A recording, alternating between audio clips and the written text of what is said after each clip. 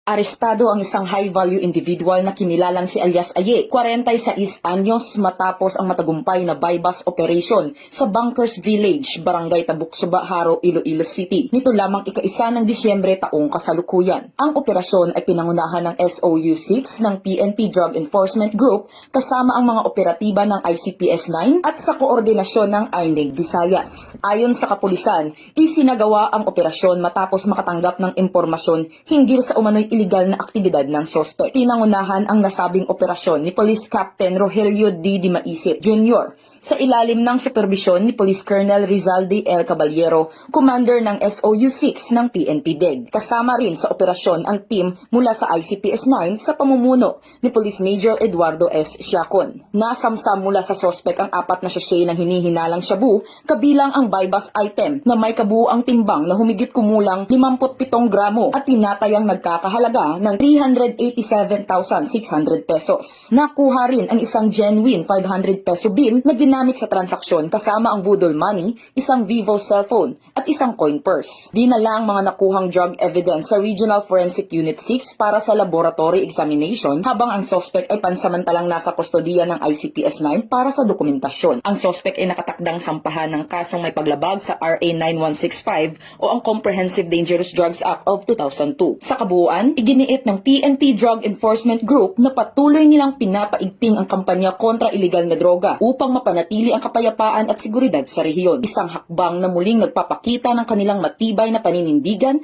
para sa kaligtasan ng publiko. Bagong PNP para sa bagong Pilipinas. Serbisyong mabilis, tapat at nararamdaman. Mula rito sa Western Visayas, ako ang inyong PNN Correspondent Patrolwoman Justin May Halyores. Alagad ng batas, tagataguyod ng balitang pulis.